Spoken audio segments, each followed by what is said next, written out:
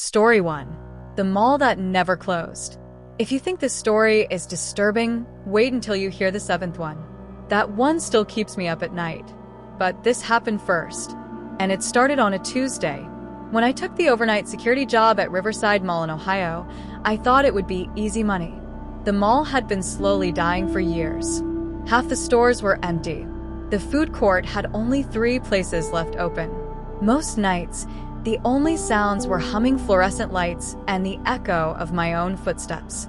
My shift ran from 10 p.m. to 6 a.m. After 9 p.m., the mall officially closed. At least, that's what I was told. The first week was quiet. I do my rounds, check the cameras, sit in the control room, and scroll my phone. Nothing unusual. Until I noticed something strange. Every night at exactly 3:13 a.m., one store's lights would turn on. It was an old clothing store near the East Wing, permanently closed for almost 2 years. Boarded windows, locked gates, no electricity supply according to maintenance. But at 3:13 a.m., the lights came on. The first time it happened, I assumed it was a timer glitch. I radioed maintenance. No power running to that unit, they said. Impossible. Still, I went to check. By the time I reached the East Wing, the lights were off again. The gate was locked. No sign of entry. I convinced myself it was stress. Until the mannequins started moving. The cameras inside that store barely worked, grainy black and white footage. But on Thursday night, when the lights flicked on again, I saw something that made my stomach drop. The mannequins were arranged in a straight line facing the back wall. At 3:14 a.m., they were facing the camera. No movement recorded. No person entering. Just one frame, then the next frame, and their heads were turned, watching. I felt that strange prickling sensation on the back of my neck, the one that makes you feel like someone is standing behind you. I spun around. Empty control room. I laughed nervously. Okay, funny. But nobody else was there. The mall manager, Greg, didn't believe me at first. Probably vandals, he said. So Friday night, he stayed late to see it himself. At 3:13 a.m., the lights came on again. We both watched the monitors. The mannequins were arranged in a circle this time. Greg muttered, "That's not how they were earlier." Then the camera glitched. Static. Buzzing sound through the speakers. When the image came back, one mannequin was missing. "Check the store," Greg said. We walked together down the silent hallway. That's when we heard it. A soft scraping sound, like plastic dragging against tile. It was coming from inside the closed store. The gate was still locked, but behind it we could see a silhouette. Standing still, human height, not shaped like a mannequin anymore. Greg swallowed. "Open it." I hesitated.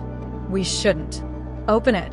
Hands shaking, I unlocked the gate. The lights inside were off now, completely dark. We stepped inside, and the temperature dropped instantly, cold enough that I could see my breath. The mannequins were back in a line, facing us. Except one had realistic eyes. Wet. Blinking. Greg whispered, "That wasn't there before." And then it smiled. I don't remember running. I just remember being back in the control room, doors locked, trying to call 911. The line was dead. Every camera in the East Wing shut off at once. And then every screen in the room switched to the same image. Live feed from inside that store. We were on camera, standing in the control room.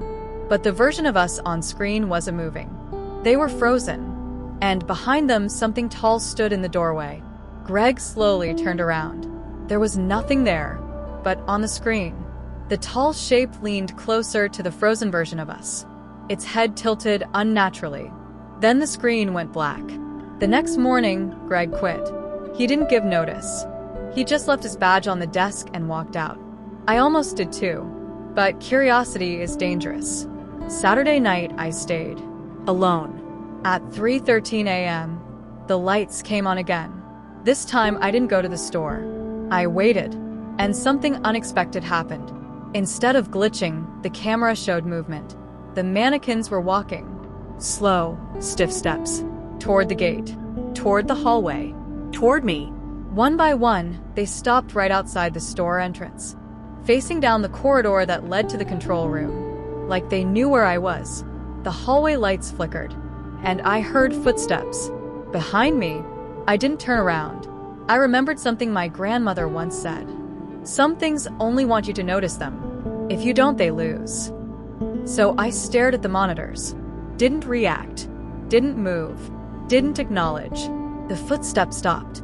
The monitors flickered again. The mannequins were back inside the store. Motionless. 3:16 a.m. Lights off.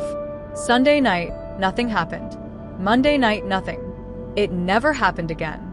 Maintenance later claimed they found faulty wiring. But here's the part that still unsettles me. When they reopened the store space to renovate it months later, they found security footage from inside the dressing room. Footage that wasn't connected to the mall system. It showed me, standing alone inside the store, at 3:13 a.m. every night, just standing there, facing the mannequins, smiling. I quit after that. And if this story creeped you out, just wait until you hear the 7th one. That one has no explanation at all.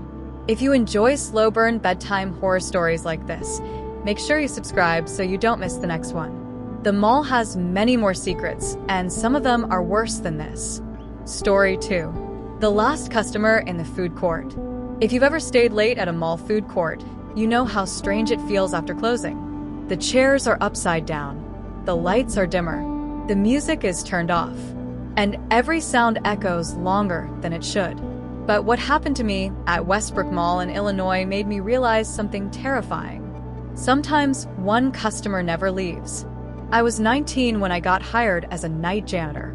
It was supposed to be temporary, just something to help pay for community college. My shift started at 9:30 p.m., right after the mall closed. By 10 p.m., the food court was empty, except for her. The first night I saw her, she was sitting at a corner table near the old smoothie stand. White hair, pale blue sweater, hands folded neatly in front of her. No food, no phone, just sitting there. I assumed she was waiting for someone. At 10:15 p.m., I approached her politely. "Ma'am, the mall is closed." She slowly looked up at me. Her eyes were watery but sharp. "I'm waiting," she said softly. "For who?" She smiled faintly. "He's always late." Her voice wasn't creepy. It was tired. I nodded. "Okay, just let me know when you're ready to head out." When I finished cleaning the restrooms and came back 20 minutes later, she was gone. I didn't see her leave. I didn't hear the doors open, but her chair was pushed in perfectly. The next night, she was back. Same table, same posture, same sweater, no food. This time I asked the security guard, Mike, about her. "Oh," he said casually, "that's Eleanor. Does she come here a lot?" He gave me a strange look. "Used to." "What do you mean?" He hesitated. "Just don't bother her too much." That answer didn't sit right with me. By Friday night, I decided to look her up. During my break, I searched local news archives, and my stomach dropped. 3 years ago, there was an article. Elderly woman found dead in Westbrook Mall parking lot. Name, Eleanor Whitmore. She had been waiting in the food court for her son, who never arrived. He had died in a car accident earlier that day, but nobody had reached her before closing time. Security didn't realize she was still inside. She wandered out to the parking lot after midnight, collapsed from heart failure. Alone. I stared at her photo in the article. Same blue sweater, same soft smile. I slowly looked up from my phone, and there she was, sitting at the corner table, watching me. That night, I almost quit, but something about her didn't feel evil, just sad. At 10:05 p.m., I walked over and sat across from her. "Your son isn't coming," I said gently. She tilted her head slightly. "He's late," she repeated. I read what happened. For a long moment, she didn't speak. Then she whispered. "They didn't tell me." The lights above us flickered. The air grew colder. "You shouldn't be here," I said. She looked past me toward the parking lot doors. "He promised he'd pick me up." "I know." Her eyes began to water, but no tears fell. "Can you wait with me?" she asked softly. Something in my chest tightened. I nodded. For 30 minutes, We sat in silence. The mall was completely still. No music. No hum of escalators.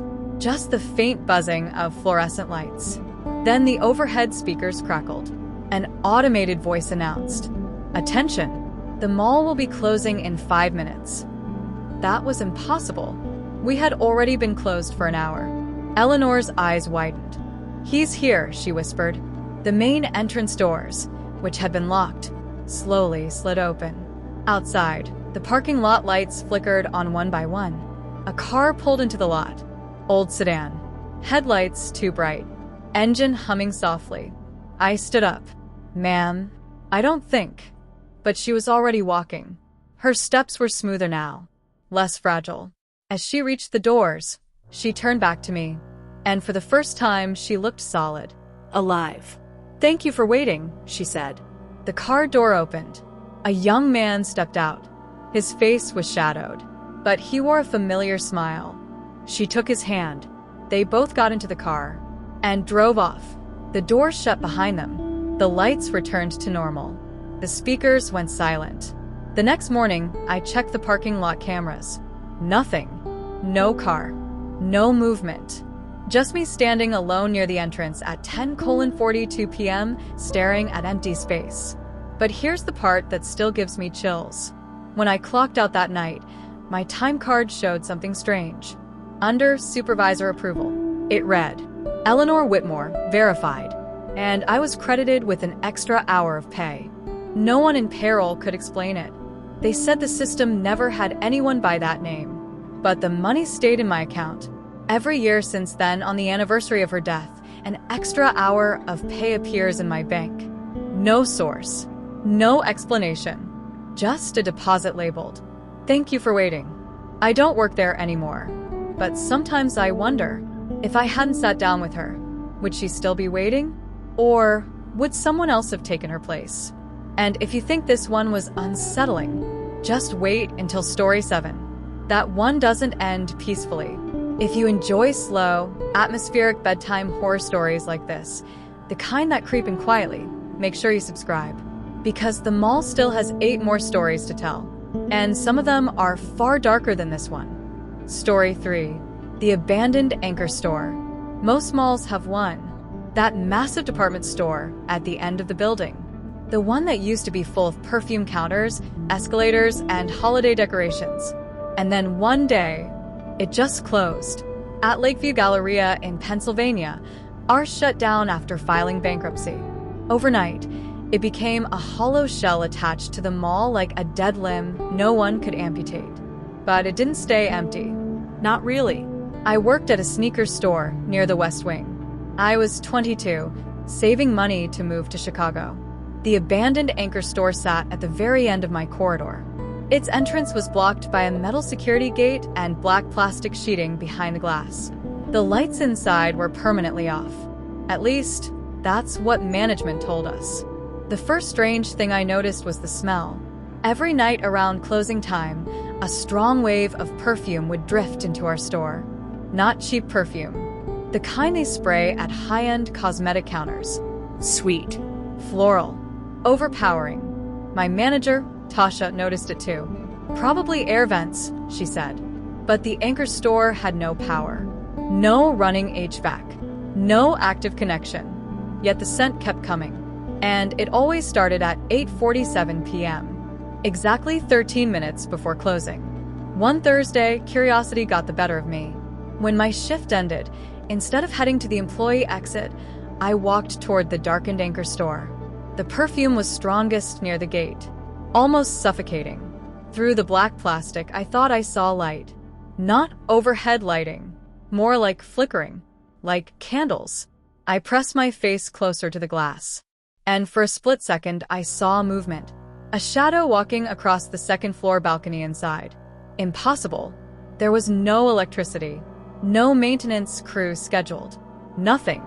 I reported it to security. They did a walkthrough. Found nothing. But that same night, the scent followed me home. I could still smell it in my apartment, on my clothes, in my hair, like it had attached itself to me. The next night, I brought my phone. If something was happening inside that store, I wanted proof. At 8:47 p.m., right on time, the perfume flooded the hallway again. The black plastic behind the gate looked thinner this time, almost translucent. And behind it, the escalators were moving, slowly, up and down, up and down. My heart started pounding. I recorded through the small gap between the gate bars.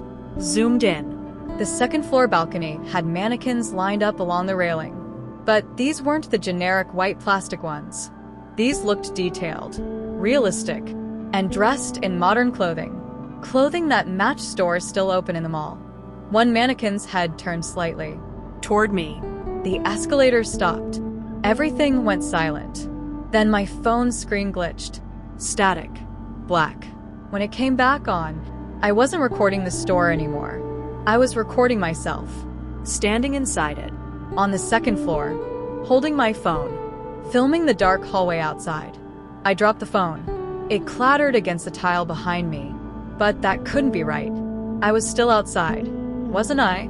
The smell intensified, so strong it burned my throat. The black plastic suddenly fell inward with a loud snap. The gate was open, completely open. The darkness inside looked thick, like smoke. And before I could think, I stepped in. The temperature inside was freezing. The mall noise vanished completely. No hum, no distant chatter, just silence. The escalators were still. The mannequins on the balcony were gone. But I could hear something faint, soft music, old department store music, the kind they play during holiday sales. It echoed from somewhere upstairs. My phone buzzed in my hand. Battery, 3%. That was impossible. It had been at 70%. The screen flickered again, and once more, I saw myself, standing in the store. But this time, I wasn't alone. Behind me stood a row of mannequins, all wearing name tags. Each tag had a year written on it. And then, with my name under it, the music stopped. The escalator jerked to life, going up, slow, mechanical, inviting. I should have run, but instead, I felt calm, like something inside me had accepted it. Accepted that I had already been here before, that maybe I'd always been here. I stepped onto the escalator. Halfway up, I noticed something horrifying. The mannequins lining the second-floor railing weren't mannequins at all. They were people, frozen mid-expression, eyes wide, mouths slightly open, skin pale and glossy, like wax. One of them blinked, just once, and whispered, "Don't stop moving." The escalator reached the top. The music returned. The perfume disappeared. And the lights came on. Bright.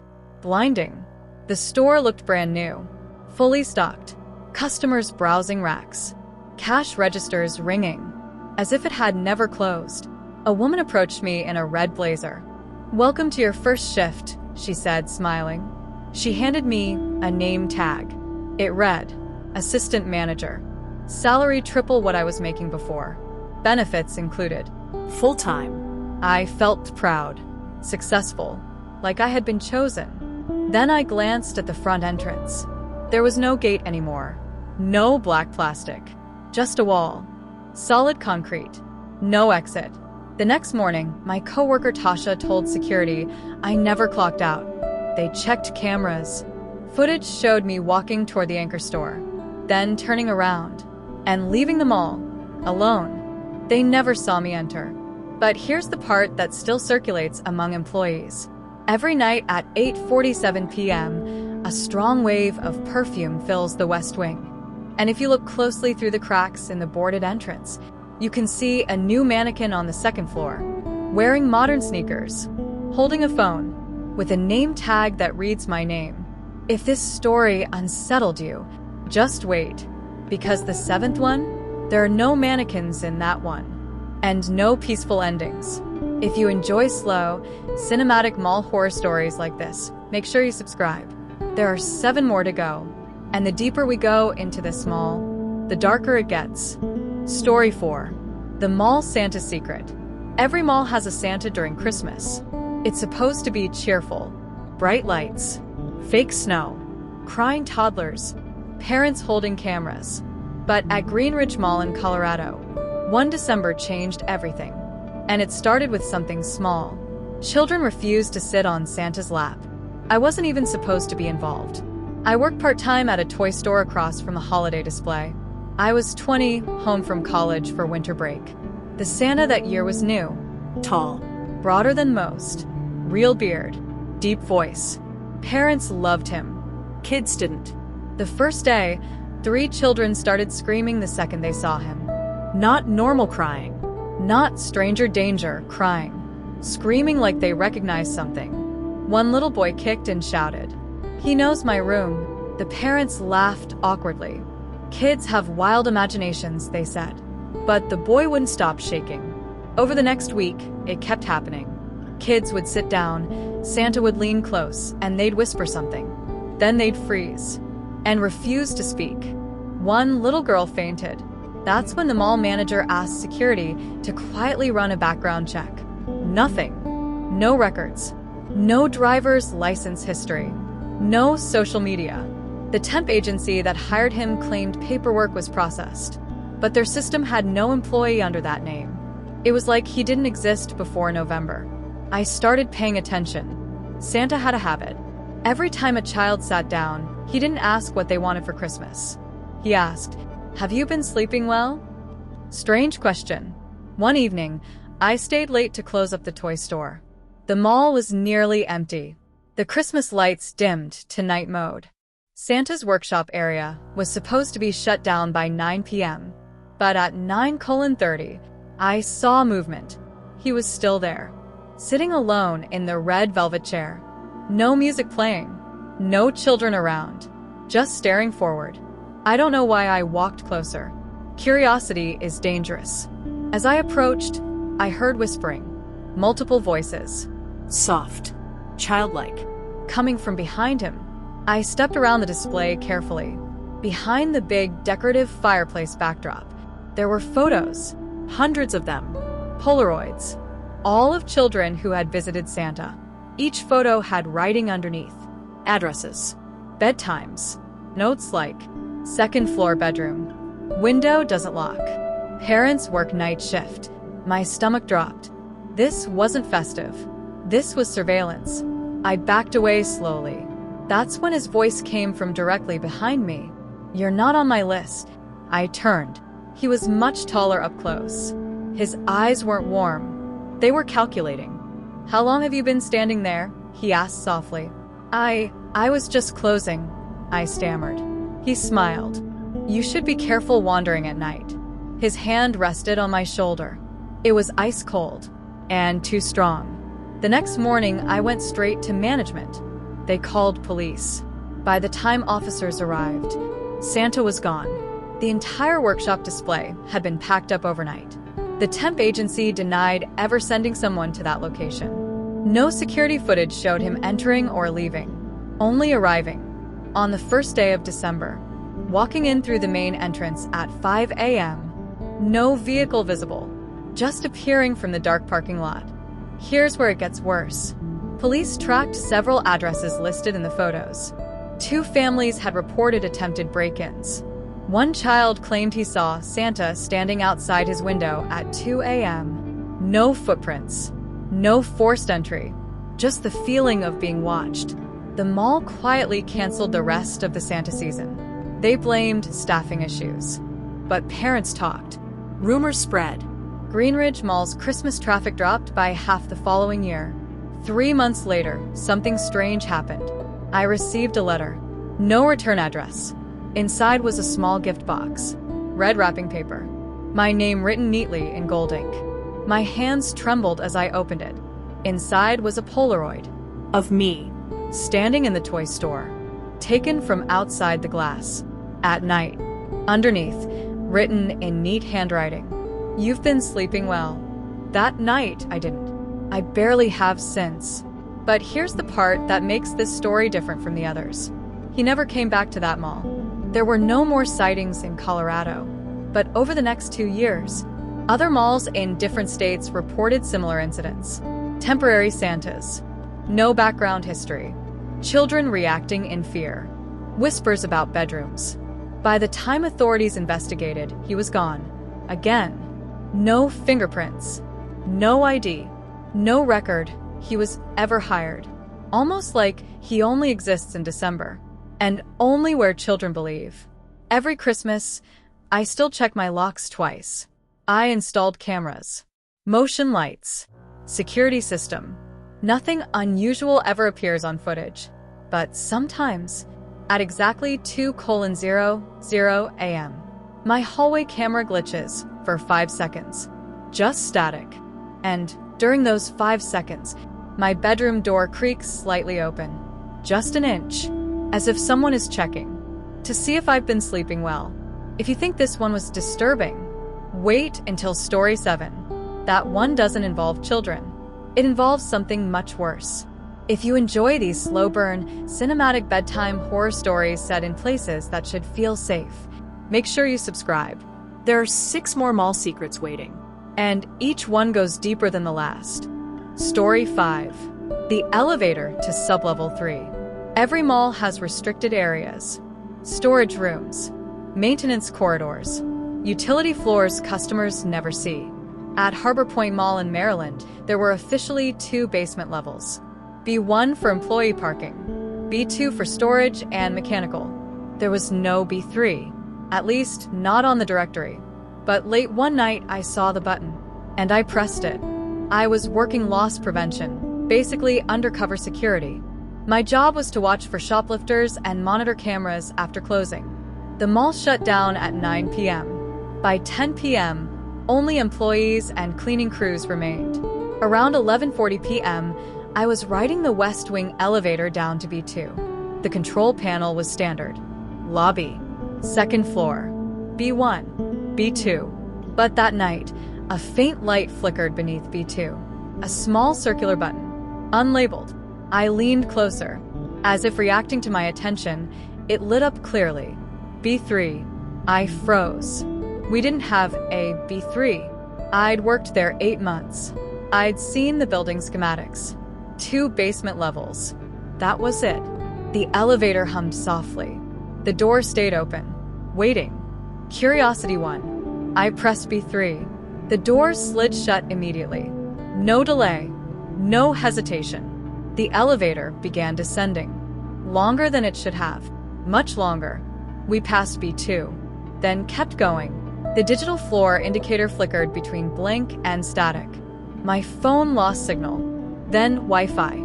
Then even Bluetooth disconnected. The temperature dropped sharply. And the elevator stopped. The doors opened. Darkness. No emergency lights. No painted concrete walls. Just black. Thick. Silent. I hesitated. Then stepped out. The door shut behind me instantly. And the elevator disappeared. Not ascended. Not moved. Gone. There was no elevator door behind me anymore. Just wall. Solid. Cold concrete. My breathing echoed unnaturally loud. Then I noticed something strange. Cars. Rows of them. Like a parking garage. But older. Covered in dust. Some with license plates dating back decades. The air smelled stale. And used. I walked cautiously between vehicles. Every car door was closed. Every window slightly fogged from the inside. As if something had been breathing there. Recently, my phone screen flickered back to life. Camera opened automatically. But it wasn't showing what was in front of me. It was showing them all. Upstairs. Empty corridors. But not empty. Figures were walking slowly through the halls. Shadowy. Out of sync. And I realized something horrifying. The figures weren't upstairs. They were reflections. Reflections of the cars around me. I slowly turned. In the windshield of the nearest vehicle, I saw movement. Not my reflection. Someone sitting in the driver's seat. Watching me. Its head tilted slightly. Eyes too wide. Skin gray. Mouth smiling too broadly. I stepped back and bumped into another car. In that windshield, another face. Each car had someone inside, sitting perfectly still, watching. A sudden mechanical sound echoed behind me. A ding. The elevator. I spun around. It had reappeared. Doors open, light spilling out warmly. Safe. Inviting. I walked toward it slowly, but as I passed one car, the inside light flicked on. The person inside wasn't human.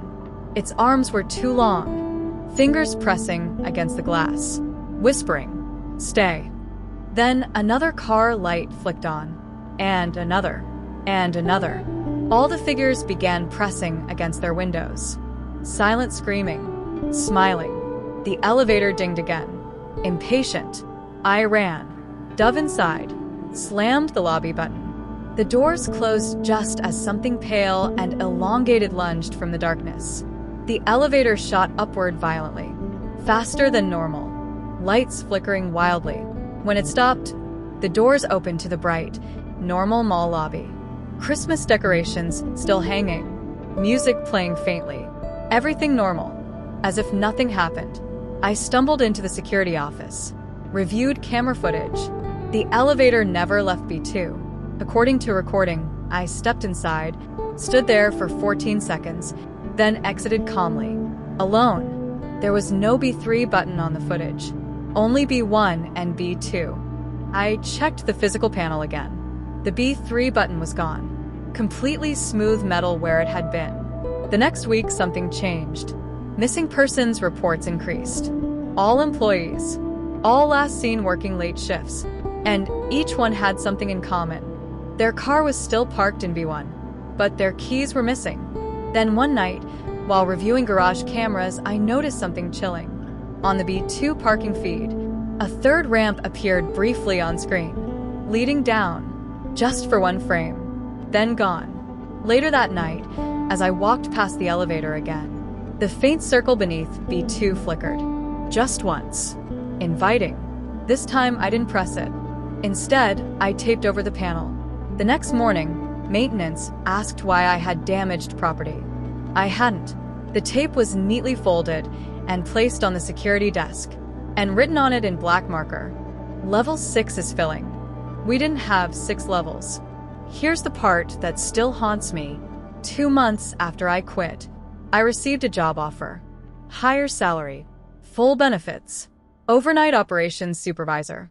Location listed. Harbor Point Mall. Sublevel 3. Start date. Immediate. I never applied. There was no contact number. Just an acceptance button in the email. I deleted it. But sometimes, late at night, my phone buzzes with a notification. Reminder, shift begins in 10 minutes. And when I check the lock screen, there's a parking garage in the background. Rows of dusty cars. And in the reflection of the nearest windshield, I'm sitting inside, smiling, waiting for someone to press B3. If this one made you uneasy, Story 7 is worse. Because in that one, there is no elevator to escape in. If you enjoy slow burn mall horror stories that feel just a little too real, make sure you subscribe. We're halfway through, and the mall is only getting darker. Story 6, The Dressing Room Whisper. If you've ever tried on clothes in an empty store, you know how strange it feels. The mirror, the fluorescent lights, the thin curtains separating you from the rest of the world. You feel exposed. At Briarwood Mall in Michigan, the women's fashion store I worked at had 6 dressing rooms. Number 4 was always colder than the others, and it always whispered. I was an assistant manager, closing most nights. By 8:50 p.m., the mall music would dim, customers would rush out, and we'd begin straightening racks and counting drawers. One night, about a month after I started, a teenage girl walked into the store at 8:43 p.m. She moved slowly, like she wasn't browsing, just drifting. She picked up a dark blue dress, without checking the size. "Fitting room?" she asked softly. "Of course," I said, handing her a number tag. She went straight to room 4. I didn't think anything of it. Until 8:59 p.m. The mall announcement chimed. "Attention shoppers, Briarwood Mall will be closing in 1 minute." My cashier, Leah, locked the entrance. I walked toward the fitting rooms. "Ma'am, we're closing." No answer. I knocked gently on room 4. Silence. I heard fabric rustling, then a whisper. Not loud enough to make out words, just breath shaped into sound. "Ma'am?" I pulled the curtain aside. The room was empty. The blue dress was neatly folded on the bench, still warm. I checked cameras. The girl never exited the fitting area, never walked past registers, never left through emergency doors. It was as if she dissolved behind the curtain. Leah refused to close with me after that. She transferred stores 2 weeks later. Then the whispering started happening every night, always from room 4, always right before closing. Sometimes it sounded like 2 voices overlapping, sometimes like someone repeating the same sentence. I told management. Maintenance checked vents. Security checked cameras. Nothing. But customers began complaining. One woman ran out of the store in tears, saying, "Someone was telling me it fits." She had been alone in the room. One Friday during holiday rush, something escalated. A mother and her daughter came in around 7:30 p.m. The daughter tried on a red sweater. Room 4. 10 minutes later, the mother approached the counter. "She won't answer me." I walked back calmly. Knocked. "Everything okay?" Soft whispering inside. Then the daughter's voice. "It fits perfectly." Her tone was wrong. Flat. Like she wasn't choosing the words. I pulled a curtain. She was standing in front of the mirror. Still. Smiling slightly. The sweater hung loosely, 2 sizes too big. "Sweetheart?" her mom asked. The girl blinked, as if waking up. "What?" The whispering stopped instantly. She said she didn't remember speaking. Didn't remember trying it on. The sweater tag still read small. But when we scanned it at the register, it registered as employee uniform. We didn't have uniforms. That night, I decided to stay after closing. Alone. I wanted answers. At 9:02 p.m., I turned off the sales floor lights but left the fitting area dim. Room 4 curtain was slightly open. Inviting. The air inside felt colder than usual. I stepped in, closed the curtain behind me. The mirror fogged slightly, and I heard it clearly for the first time. "Try it on." The voice came from the mirror. Not behind me, not outside, inside the glass. I stared at my reflection. It stared back, but a half second too late. My reflection's lips moved again. "Stay." My chest tightened. "I'm not staying," I whispered. The reflection smiled wider than I was smiling. The overhead lights flickered, and suddenly, I wasn't alone in the mirror. Behind my reflection stood a row of figures, wearing clothes from the store, all staring forward, all motionless, and each one had slightly blurred facial features, like mannequins given imperfect human skin. One stepped closer and whispered, "It fits better in the dark." The lights shut off completely. Pitch black. The whispering grew louder, layered. Dozens of voices now, repeating, "Stay. Fits. Better. Stay." My hand found the curtain edge, but it wouldn't move, like it was glued shut. The mirror glowed faintly, and in it, I saw myself, still standing, but no fear in my face, just calm acceptance. The version of me inside the mirror raised her hand, pressed it against the glass, inviting me closer. I did something I still don't fully understand. Instead of resisting, I stepped forward and pressed my palm to the mirror, ice cold, but solid. And then I said, "No." The whispering stopped instantly. The lights snapped back on. The curtain fell open. I stumbled backward onto the sales floor. Room 4 looked normal again. Empty. Harmless. The next morning, corporate sent an email. Room 4 was to be permanently closed due to renovation. They sealed it off within a week. Drywall. Paint. No door. Just wall. But customers still walk up to that section sometimes. Confused. Because they swear they see a curtain there, slightly moving. And sometimes, employees report finding clothing neatly folded on the floor in front of that wall. Items that were never removed from racks. Tagged employee uniform. Here's the part that still disturbs me. 2 months after Room 4 was sealed, I received a package at home. Inside was the dark blue dress from the first night. No return address. Perfect condition. And attached to it was a note. Your size is waiting. I burned it. But sometimes, when I pass mirrors at night, my reflection lingers a second too long, as if deciding whether I still fit. If this one unsettled you, the next story shifts locations entirely. Because in Story 7, there are no walls, no curtains, no mirrors, just open space, and nowhere to hide.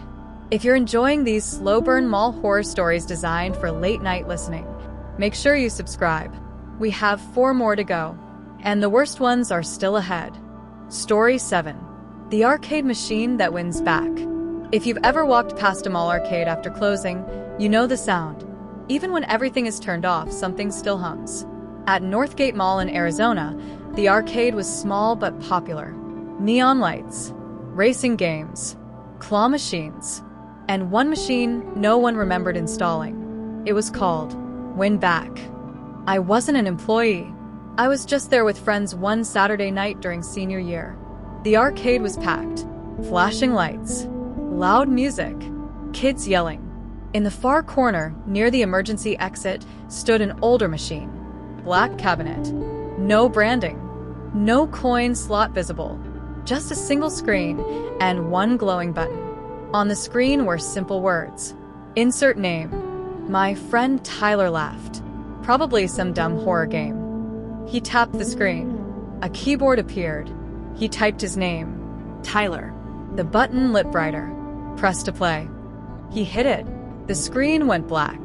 Then static. Then footage appeared. Security camera footage. Of the arcade.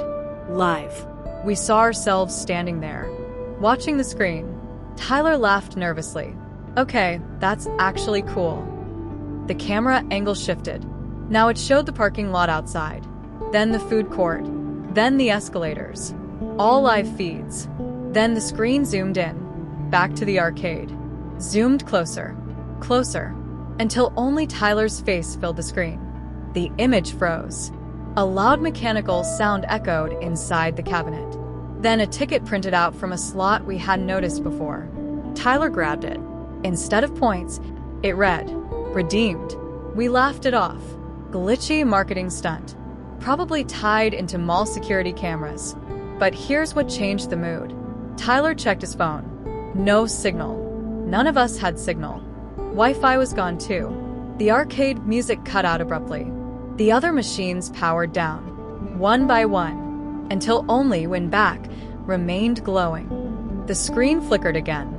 Now it showed Tyler standing alone, in the parking lot, at night. But that wasn't happening. We were still inside. Then the image moved. The Tyler on screen began walking, toward a darker section of the lot. We all stared in silence. The screen Tyler stopped, turned slowly, and looked directly at the camera, smiling. The same smile Tyler had when he joked around, but wider, too wide. Then the screen went black.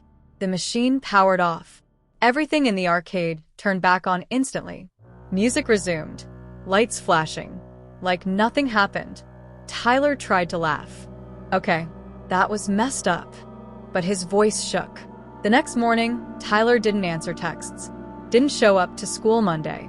By Tuesday, his parents filed a missing person report. His car was found parked at Northgate Mall. Security footage showed him leaving the arcade alone around 9:17 p.m. Calm. Walking toward the parking garage. But here's the part that makes my skin crawl.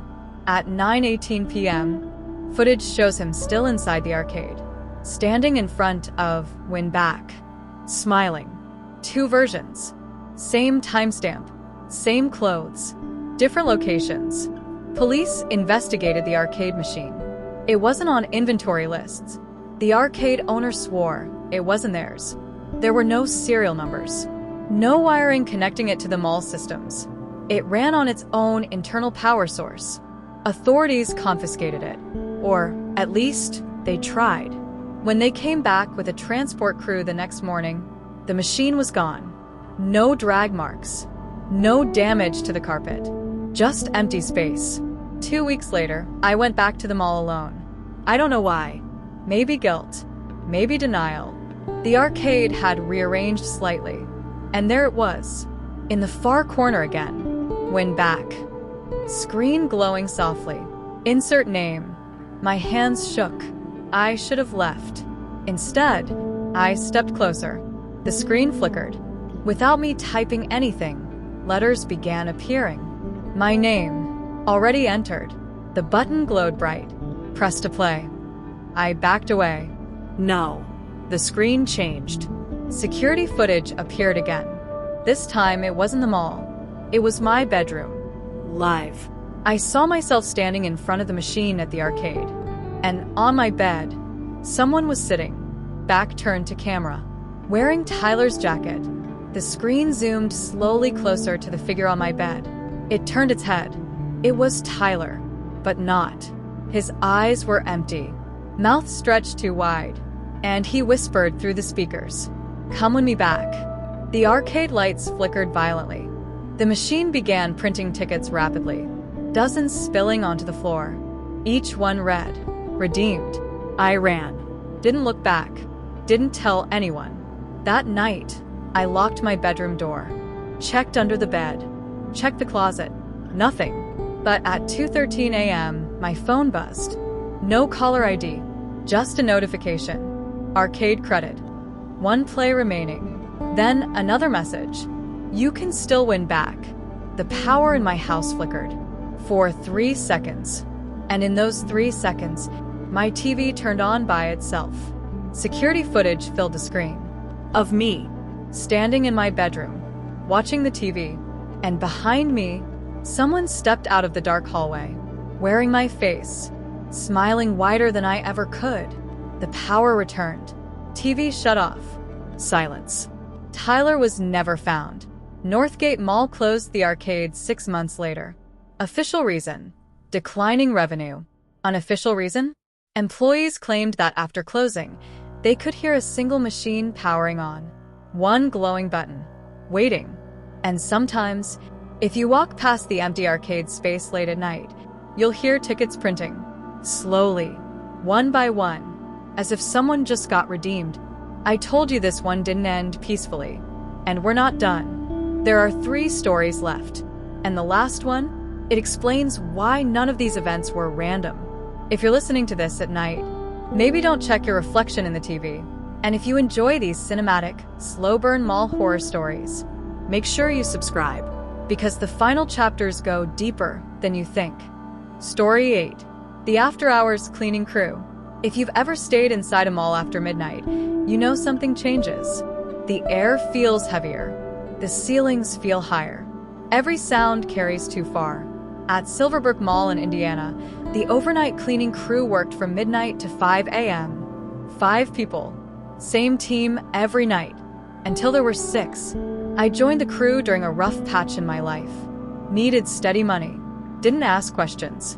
First night was simple. Empty trash, mop floors, sanitize railings, polish glass. By 1:30 a.m. the mall was completely silent except for carts rolling over tile. That's when I noticed something strange. In the reflection of the large central atrium windows, there were 6 of us. But I had only met 4 coworkers. Maria, Devin, Caleb, Lori. and me. 5. Yet in the reflection behind us, another figure pushed a cart. Tall. Thin. Moving slightly out of sync.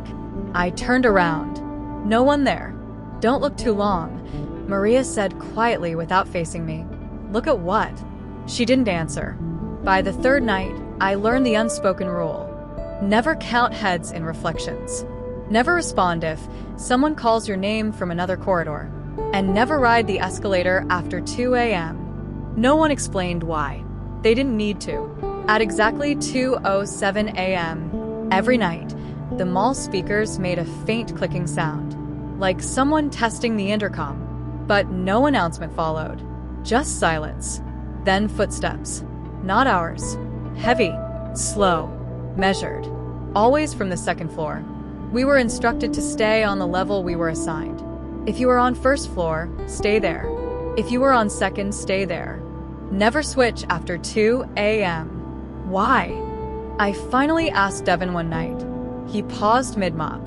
Because it's looking for the extra one. Extra what? He looked at my reflection in the glass storefront beside us. Not at me. The extra crew member. The first disappearance happened on a Thursday. Caleb didn't show up for shift. Management assumed he quit. No notice. No goodbye. But his locker still had personal items. Phone charger, jacket, wallet. Security footage showed him entering the mall at 11:58 p.m., but never leaving. At 2:07 a.m., cameras on second floor glitched for exactly 9 seconds. When the feed returned, there were 6 cleaning carts visible. That night, Maria finally told me the story. Years ago, a cleaner died on shift, collapsed from exhaustion in the atrium. Mall stayed open the next morning. Body removed quietly before sunrise. But something stayed. Now, every night after 2:07 a.m., it joins the crew, and it tries to balance the numbers. If there are 5 of us, Maria whispered, it makes 6. And then, I asked. She swallowed. By morning, there are 5 again. I laughed at first, until the next shift. At 2:06 a.m., I was assigned to polish the long glass wall overlooking the parking lot. The reflection showed 5 of us working, then 6. The extra one was behind me. Clothes. I could see its uniform, identical to ours. Name tag blank. Face blurred like smudged paint. Its movements lagged half a second behind mine. I moved my arm. It copied. I turned my head slightly. It followed. But when I turned fully around, nothing there. My heart pounded. In the reflection, it didn't disappear. It stayed, watching me. Then slowly, it raised its hand and placed it on my shoulder. In the reflection, I saw its fingers pressing into my jacket, but I felt nothing. Then the mall speakers clicked. 2:07 a.m. The lights flickered once, and the reflection shifted. Now I was the one slightly out of sync. I panicked, started walking toward Maria's section on first floor. As soon as I stepped onto the escalator, every light in the atrium shut off, pitch black, except emergency exit signs. And in the darkness, I heard the sound of carts rolling, but faster. Circling. Surrounding. I forced myself to remember the rule. Never ride the escalator after 2 a.m. I stepped back down. The lights returned instantly. My reflection in the glass looked normal again. The extra crew member was gone. For now. By 4:45 a.m., we gathered near the service hallway to clock out. Maria counted quietly. 1, 2, 3, 4. She paused. 5. Relief flooded the group, until Devin asked, "Where's Lori?" We searched them all. Restrooms, storage rooms, break area. Nothing. Her cart was found near the second floor railing, still running. In the glass beside it, there were 6 reflections, 5 pushing carts, and 1 standing still, smiling. Management claimed Lori resigned. Security footage again showed her entering, never leaving. Cameras glitched at 2:07 a.m. 9 seconds. Always 9 seconds. After that night, only 4 of us remained. And something changed. The extra reflection started appearing earlier. 1:52 a.m. 1:48 a.m. Getting impatient. One shift, I caught my reflection smiling when I wasn't. Just slightly. Lips twitching upward. I stopped moving. It didn't. Maria noticed. "You're being matched," she whispered. "What does that mean?" "It's easier to replace someone who already looks ready." The final night I worked there, I made a decision. At 1:59 a.m., I stood directly in front of the atrium glass, facing my reflection, waiting. At 2:07 a.m., the speakers clicked, the lights dimmed, and the extra crew member appeared behind me in the reflection. It stepped forward, close enough that our faces overlapped in the glass. Its features sharpened for the first time, and I realized something horrifying. It wasn't a random entity. It was made of reflections. Fragments of everyone who had ever worked overnight. Faces layered together. Whispering. Balance. I stepped sideways. Out of alignment. The reflection hesitated. Glitched. Like a broken signal. Then I did the only thing I could think of. I stopped looking, closed my eyes. Completely. The whispering grew louder, carts rolling closer, cold breath on my neck. But I kept my eyes shut. After what felt like minutes, the mall speakers made a final click. The lights returned fully. Silence. When I opened my eyes, there were 4 of us, and 4 reflections, perfectly matched. I quit the next day, didn't give notice. But here's the part that still unsettles me. Every year on the anniversary of my last shift, I wake up at exactly 2:07 a.m. For 9 seconds, I can't move. And in the darkness of my room, I hear a cart wheel squeaking, slowly, getting closer, as if something is still trying to balance the numbers. If this one made your skin crawl, the next story moves to the parking structure. Wide open space, concrete, nowhere to hide, and no reflections to warn you. If you're still listening, make sure you subscribe. There are only 2 stories left, and the final one connects everything. Story 9. The parking garage, level 6. Most mall parking garages feel the same. Gray concrete, flickering lights, numbers painted on pillars. At Easton Ridge Mall in Georgia, the parking structure had 5 levels, clearly marked, level 1 through 5. There was no level 6, but GPS doesn't lie, right? It started with the wrong turn. My girlfriend Hannah and I were leaving the mall late one Saturday night. We'd stayed for a movie, last showing. By the time we walked to the garage, it was nearly midnight. Cold. Quiet. Almost empty. We parked on level 4. At least, that's what I thought. When I unlocked the car, Hannah frowned at her phone. Why does my map say level 6? I laughed. Bad signal. But then I looked up at the nearest pillar. The painted number was faded. Smudged. It didn't clearly say 4. It looked like 6. I shook it off. We got in the car, turned the engine on, and the radio cut to static. The exit ramp from level 4 should have been immediately to the right. But as I drove forward, the layout felt wrong. The ceiling seemed higher, the lights dimmer, and the rows of cars stretched farther than they should. We passed a sedan covered in dust. Strange, considering it hadn't rained in weeks. Then another, and another. Every car looked unused, like they'd been parked for years. Do you remember this many cars? Hannah asked quietly. No. I didn't. My phone lost signal. No bars. Even emergency call wouldn't connect. That's when I saw the sign ahead, painted crudely on concrete. Level 6. An arrow pointing deeper into the structure. My stomach dropped. There is no 6, I whispered. The engine suddenly shut off. No warning. Complete silence. Headlights flickered once and died. We were sitting in darkness, except for the faint buzzing of overhead fluorescent lights. And movement. At the far end of the row, a figure stepped out from between 2 cars. Tall. Too tall. Its head almost brushing the ceiling. It moved slowly, deliberately, like it had all the time in the world. Hannah grabbed my arm. Lock the doors. They were already locked. The figure stopped under a light, and I could see it clearly. It wasn't deformed. It wasn't monstrous. It looked like a person. Normal clothes, normal posture, but its face was completely blank. No features, just smooth skin. It tilted its head. Then another car door creaked open somewhere behind us. Then another, and another.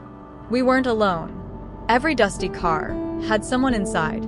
Sitting. Watching. The faceless figure raised one arm, pointed toward us. The car's interior lights flickered on by themselves. I looked at the dashboard clock. 2:07 a.m. The same time the cleaning crew mentioned in that other mall. Hannah whispered, "We're not supposed to be here." As if that mattered. The faceless figure began walking toward our car. Slow steps. Calm. I tried starting the engine. Nothing. Dead. It stopped just inches from the driver's side window, leaning slightly forward, like it was examining me. Then something horrifying happened. The rear view mirror shifted on its own, tilting upward. In the reflection, I wasn't sitting in the driver's seat. The faceless figure was. Hands on the steering wheel. And I was standing outside the car, watching. My heart slammed against my ribs. Hannah gasped. In her side mirror. She wasn't in the passenger seat. The back seat was full. 3 silent figures sitting behind her, smiling. But they had faces. And they looked exactly like us. Different versions. Slightly older. Slightly thinner. Eyes tired. As if they had been waiting a long time. The faceless thing tapped the window. Once. Then whispered. Even without a mouth. I heard it clearly. Parked. The word echoed unnaturally. From every level. Parked. Parked. Parked. The overhead lights flickered violently. For 3 seconds, everything went pitch black. In that darkness, I heard car doors opening all around us. Footsteps approaching. When the lights returned, the faceless figure was gone, and the engine started on its own. I didn't hesitate. I slammed the gas pedal. The car lurched forward. This time, the exit ramp appeared immediately. Clear. Normal. Marked level 4. We sped down to ground level and out into the street. The radio turned back on mid-song. Phone's signal returned. It was 12:14 a.m., not 2:07. Only 14 minutes had passed since we got in the car. The next day, we returned in daylight, just to prove to ourselves it had been stress. Imagination. Level 4 looked normal. Clean cars. Bright paint. No dust. No level 6 sign. We laughed nervously, until Hannah checked her phone photos. At 2:07 a.m., time-stamped, there was a picture. Neither of us remembered taking it. It showed our car parked on level 6, surrounded by dusty vehicles, and standing beside the driver's door was me, but not me. Older, face blank, hands in pockets, waiting. Under the image, the GPS tag read, "Parking duration, indefinite." Since that night, something strange happens every time I park in a garage. No matter where, my dashboard sometimes briefly flashes. Level 6. Even when I'm outside. Even when I'm nowhere near a mall. And occasionally, when I check my rearview mirror, I don't see the back seat. I see rows of parked cars, stretching endlessly behind me, with people inside, waiting for someone to join them. Parked. Forever. If that one made you uneasy, the final story explains why 2:07 a.m. keeps appearing. Why the reflections don't match. Why the levels don't exist. The last story connects everything. If you've made it this far, make sure you subscribe, because the final chapter isn't just another mall story. It's the reason the mall never really closes. Story 10. The mall that closed in 1998, but still sends emails. If you ever receive an email invitation to a mall that shut down decades ago, don't open it. And whatever you do, don't RSVP. Because some places don't close. They wait. The email. My name is Daniel Harper. 3 weeks ago, I received an email from Westfield Briarwood Mall. The problem? Westfield Briarwood Mall closed in 1998. Burned down after an electrical fire in the food court. At least, that's what the news said. The email subject line. Grand reopening. Exclusive VIP invitation. I laughed at first. Probably a spam marketing glitch. But then I noticed something strange. It was addressed to me personally. Full name, old home address, even my childhood landline number. Information I hadn't used in 20 years. And at the bottom, "We've been waiting for you, Daniel." The memory. I hadn't thought about Briarwood Mall in years, but I used to go there every Saturday with my older sister, Emily. Arcade. Orange Julius. That weird carousel near the escalators. The last time we went was August 14th, 1998, the night of the fire. Emily disappeared that night. Everyone assumed she got separated during the evacuation. They never found her. Not in the wreckage. Not anywhere. The case went cold. My parents divorced a year later, and I never stepped near that property again. The RSVP. I shouldn't have replied, but grief does strange things. So, I typed, "Who is this?" Within 30 seconds, A response. We never left. Then another email. Grand reopening this Friday. Midnight. Food court. Attached was a photo. The mall. Fully intact. Bright lights. Crowds inside. Smiling families. Timestamp. Yesterday. The drive. The mall property has been abandoned for 28 years. Burned foundation. Collapsed roof. Graffiti everywhere. But Friday night, at 11:57 p.m., I drove there. The parking lot was full. Cars everywhere. Brand new SUVs. Minivans. Even old 90s sedans. The building? Completely restored. Neon sign glowing. Briarwood Mall since 1983. Music echoed through the glass doors. Laughter. Announcements. The place looked alive. Inside. The moment I stepped in, I smelled it. Popcorn. Cinnamon. Fresh pretzels. Everything exactly as I remembered. Stores were open. Shoppers walked past me. But something felt wrong. No one blinked. No one spoke to each other. They just walked, smiling, over and over in repeating paths, like background NPCs in a video game. Then I saw the directory. Every store listed, except one.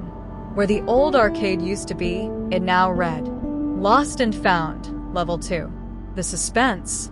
I didn't want to go upstairs, but something pulled me. The escalator hummed softly. As I stepped off onto Level 2, everything went quiet. No music, no people, just a single lit storefront. Lost and Found. The gate was open. Inside were shelves. Shoes. Backpacks. Phones. Wallets. Each labeled with a date. August 14th, 1998. Hundreds of items. All from the night of the fire. Then I saw it. A pink denim jacket. With butterfly patches. Emily's jacket. The reveal. A voice behind me. You finally came back. I turned slowly. It was Emily. Exactly 17 years old. The same age she disappeared. She looked untouched by time. Her eyes, too wide, too bright. They said you would come eventually, she smiled. Who said? I whispered. Her smile widened unnaturally. The mall. The lights flickered. Suddenly, I could hear screaming. Fire alarms. Smoke. The shelves around me were no longer neat. They were burned. Charred remains. Blackened bones mixed with melted plastic. The smell of cinnamon turned into smoke. Emily stepped closer. You left me here. Tears ran down her face. But it's okay. Now you can stay too. Her hand grabbed mine. Ice cold. The floor beneath us cracked open, and I saw them. People. Hundreds of people. Standing below the mall. Frozen in ash. Eyes open. Waiting. The truth. The fire never killed them. The mall did. It feeds on nostalgia. On unfinished grief. On people who miss something. It sends invitations. Emails. Text messages. Memories. And when you return, you don't leave. You become part of the display. Lost. But never found. The escape reward moment. I pulled my hand away and ran. The mall lights shut off one by one behind me. Stores rotted instantly. Walls blackened. The escalator collapsed. Emily's voice echoed. Don't leave me again. I burst through the entrance doors and fell onto cracked concrete. The building was gone. Just the burned ruins again. Empty parking lot. No cars. No lights. No sign. My phone buzzed. New email. Subject. Thank you for visiting. We'll see you again soon. Attachment. A photo of the lost and found shelf. Now labeled. Daniel Harper. Pending. Ending hook. I moved across the country after that. Changed my email. New phone. New life. But last night, I got a text. Unknown number. It was a picture of a pink denim jacket. And underneath, grand reopening, bring a friend. Outro for your video. If you enjoyed this final shopping mall horror story, remember, the 7th and 8th stories were terrifying, but sometimes the last one is the one that follows you home. Subscribe now for more bedtime horror stories that stay with you long after the lights go out. Because some places don't close. They wait.